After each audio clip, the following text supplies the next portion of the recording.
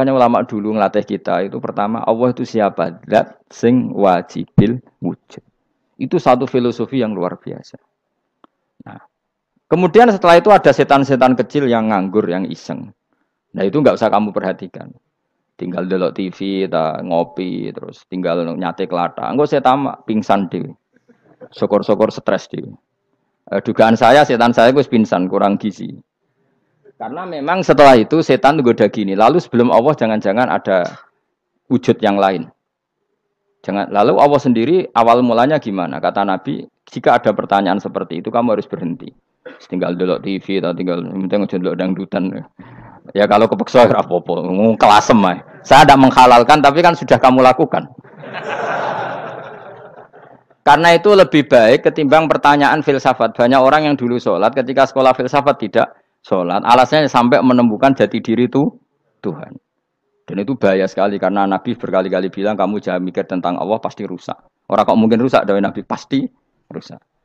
Nah cara menghentikan gimana? Karena setan ini makhluk, akal-akalannya gampang. Tadi tak warai, saya sebagai ulama atau sebagai manusia atau sebagai orang awam atau sebagai siapa saja. Kadang ada pertanyaan seperti itu. Tak tinggal anggeling darmo, kan pusing setan. Ini kan ngenteni. Weh, ngenteni bar lo anggeling darmo. Bariku aku lesu mangan mie. Bar mangan mie waret turu. Kan dia ngenteni terus mau bikin was-was lagi. Ternyata saya sibuk kan nggak bisa masuk deh. Bangun tidur aku selali pertanyaan tadi. Dinteni. Nah, dia masuk lagi aku sibuk ngajak anak jalan-jalan. Jadi saya kalau jalan-jalan di pasar itu wis enteni tan santai wae. Itu memang resep dari Rasulullah. Jangan sampai orang terjebak filsafat yang sampai menanyakan eksistensi Tuhan. Dan dia tidak mau iman, tidak mau sholat, tidak mau puasa sampai menemukan Tuhan itu siapa. Itu jelas minas syaitonir rajim, itu perilaku setan.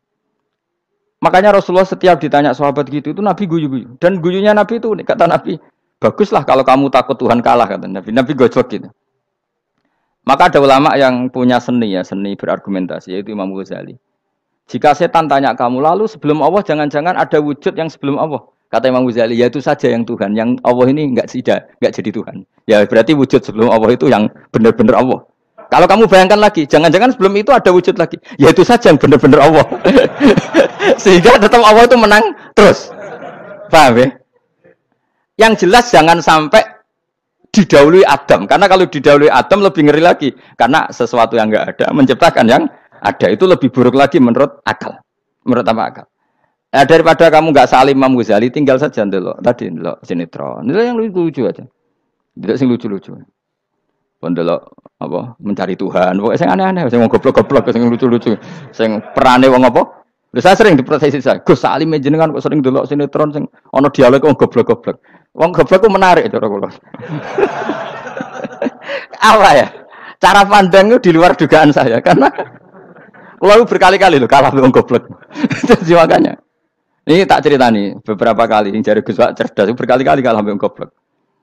Ada seorang santri itu ingin dibelikan bapaknya itu sepeda motor. Bapaknya wong desa, senengane ngrumat sapi wedhus.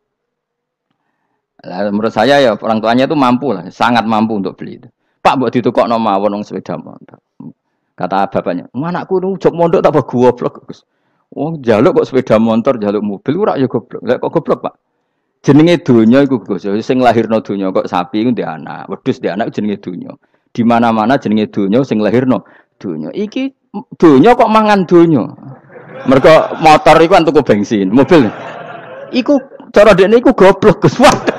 Batin berarti kabeh kiai goblok perkarane tuku donya sing ngentekno donya. Cara dekne donya iku sing lahirno donya. Batin kok pinter iki batin. Untungnya saya ini ulama ya, ahli tafsir ya malu. Sebenarnya kalah itu ya malu. Tapi saya sebagai orang objektif fair, itu teori benar apa? Jadi donya itu ya sing lahirno donya. Donya kok mangan donya iku goblok. Untungnya dia dengan saya itu jaraknya 5 kilo 7 kilo karena tidur. Lala dia diterkon sepeda motor, tapi tetap mau kalah. Pak, nanti jalan kaki saja. Karena kalau pakai motor ini kegoblokan kata saya. Terus mendingan nih, loh Gus mau kalah tadi.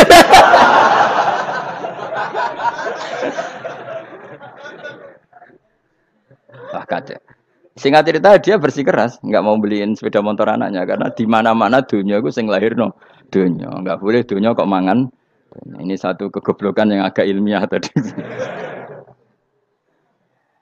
Nah, Imam Asy'ari juga mengalami hal yang sama. Imam Asy'ari itu punya, kita kalau ahli sunnah kan dua partai ya.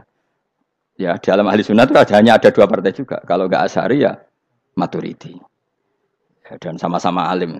Ya kalau terpaut ya paling 5%, 7% ya. Kealimannya Asy'ari dan Maturidi. Imam Asy'ari itu bikin logika yang jelimet seperti saya sekarang ini. Logikanya jelimet, tapi permanen.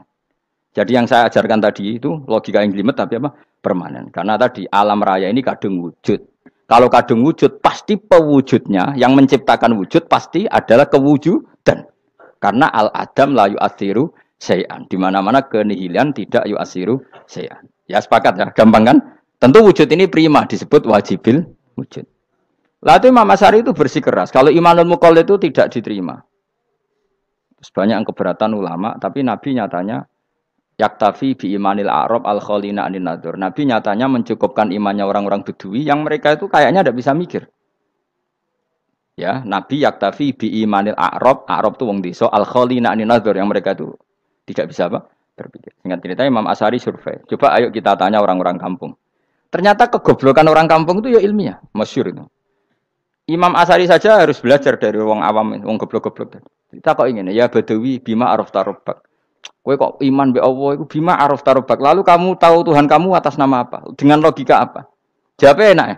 Al-ba'ratu tadullu 'alal ba'ir wa atharul aqdam yadullu 'alal masir. Angger ana tletong ya ana ontane. Angger ana bekas delamaane wong ya ana sing bar liwat. Jadi misalnya ada bekas teracak anjing, berarti anjing habis liwat. Ada bekas apa ular ya berarti ular harus liwat. Ada bekas tercak manusia ya berarti manusia habis liwat. La wa hadzal alam atharun min athari qudratillah. Alam iki bekas mesti ana sing gawe. Jadi Mas Ari pinter juga, mesti logikane gak jelimet tapi agar ana tletong ana sapine. Ana teracake wong berarti ana sing bar liwat. Dene ngomong gampang wa atharul aqdam ya dulu alal masir. Nah, terus Imam Asy'ari habis itu ngendikan, ya sudahlah dengan logika apa saja. Meskipun karena zori hadal Arabi bagaimana cara berpikir Bedui ini, sementing ada nazar. Apa ada nazar. Ya nazar apa saja. Misalnya orang ahli matematika mungkin bilang angka dimulai dari 1. 0 itu akal-akalane Khawarizm. Mergo ini kebingungan nulis 10. Tapi tetap angka itu dimulai dari 1. Kalau misalnya 1 untuk mecah kesulitan ya harus dimulai 0,1. Tidak bisa 0 tok. Jadi 0 dulu itu untuk mematahkan kalau jumlah itu tidak sampai 1. Tapi faktanya jumlah itu kan pasti 1 karena dimulai dari wajibil wujud. Khawarizm itu ya pinter matematika. Saya juga punya ilmu hisamnya Khawarizm. Itu kan dia karena kebingungan angka pecah. Misalnya 1 tidak sampai 2. Mau tidak mau harus ditulis 1,5 misalnya. Paham ya? Lalu kalau sebelum 1 tetap dia harus 0,5. Lalu hakikat 0,5 itu kan bagian dari wujud apa bagian dari adam? Tetap bagian dari wujud. Jadi 0,5 itu kan khayal kuliah. Tak warai ya. Mungkin saya ada ahli matematika ala wong kampus, tapi saya tahu Kang, ala Islam itu lebih gampang. Misalnya gini. Sesuatu itu kadang kamu putuskan itu satuannya 1. Tentu ketika separuh kamu katakan baru separuh. Tapi sebetulnya ketika satuan itu kamu katakan 10, yang separuh itu sudah 5. Itu kan terserah sing bagi, napa? Terserah sing bagi. Ya iya dong, misalnya 1 juta, 5-nya artinya apa coba? 500.000 kan. Sekarang kalau 100.000, 5-nya jadi berapa? 50. Kalau 1,5 jadi. Nah itu kan terserah satuannya apa? Tapi tetap dari 0,5 itu tetap menunjuk sesuatu yang wujud. Yaitu 5-nya sebetulnya apa? 5 yang separuh tadi. Paham sih kalau maksud?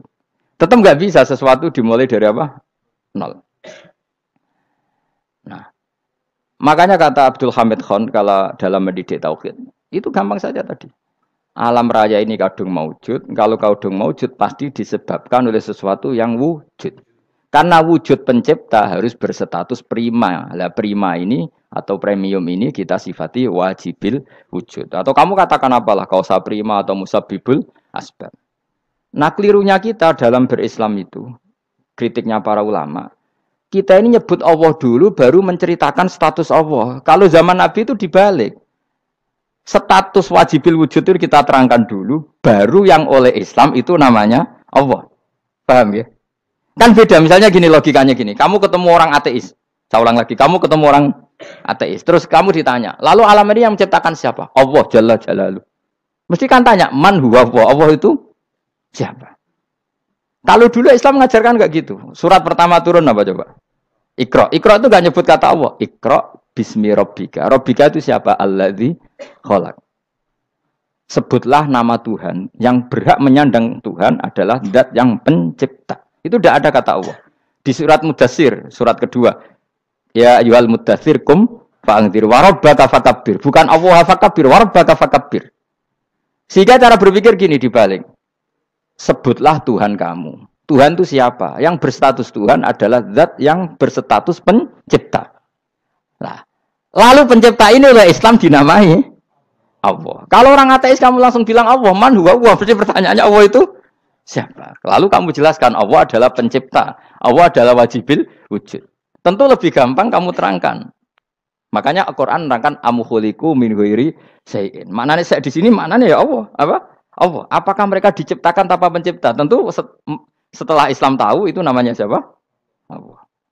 Paham ya? Kalau balik malih. Jadi sebetulnya Quran itu ngajari kita itu ilmu mantik yang luar biasa. Misalnya ya Yuhanna su'budu siapa? Rabbakumul ladzi khalaqakum walladzina min qablikum. Sembahlah Tuhan. Tuhan itu siapa? Pencipta kamu dan pencipta orang-orang sebelum kamu. Lalu Tuhan ini oleh Islam dinamai Allah. Tapi kalau langsung kamu bilang ke orang ateis atau orang Uni Soviet, Allah itu Tuhan, Allah itu siapa? Sebab itu di beberapa ayat dijelaskan dulu status Allah. Sifatnya Allah, keekhasan Tuhan. Yang dikatakan Tuhan adalah zat pencipta. Kalau tidak pencipta berarti tidak Tuhan. Sekarang Yesus pencipta bumi apa enggak? Enggak, karena dia lahir sudah di bumi. Begitu juga Fir'aun. Fir'aun itu kalah telak sama Nabi Musa ya gara-gara logika ini. Ketika Nabi Musa ditanya Fir'aun, "Wama Rabbul Alamin?" Lalu Tuhan itu siapa? Kata Musa, Rabbus samawati wal ardi, yang menuhani langit dan bumi. Jadi Fir'aun, "Ndak, ma'alim tulakum min ilahin wairi." Saya jalan-jalan kemana-mana yang dikatakan Tuhan oleh masyarakat saya kok. Nah, kurang ajar Fir'aun. Terus kata Musa, "Ya Tuhanku yang di langit." Terus manggil Haman Mesir, "Ya Haman ibn li sarhalla ali abluhul asbab samawati fa'attali ila ilahi Musa." Haman, bikinan saya piramida yang tinggi. Aku akan lihat Tuhannya Musa. Ada enggak di sana? Padahal misalnya munggah tenan yang pangeran ra iso didelok kan repot Nabi Musa. Wah, parah ya. Nggih piramida nginceng pangeran teprak itu kan. Akhirnya Musa pakai logika. Ya sudah gini saja. Rabbukum wa rabbu abaikumul awwalin. Yang menuhani nenek moyang kamu yang dulu-dulu. Oh itu langsung fabuhita Fir'aun. Fir'aun tuh kaget sekaget-kagetnya. Dan para penggawa Fir'aun sadar. Wah kalau Fir'aun yang Tuhan, babanya tanpa Tuhan. Kan Tuhannya balita kan gitu kira-kira. Tuhannya balita. Tuhannya barulah. Itu kan jadi logika yang mematikan. Kalau Fir'aun Tuhan berarti babanya dulu yang wujud itu tanpa Tuhan. Karena Tuhannya barulah. Ini ada Tuhan kok datang terlambat ini kan. Akhirnya para punggawanya Fir'aun iman. Macam gendeng ya. Fir'aun itu gendeng. Itu pentingnya logika Rabbukum wa rabbu abaikumul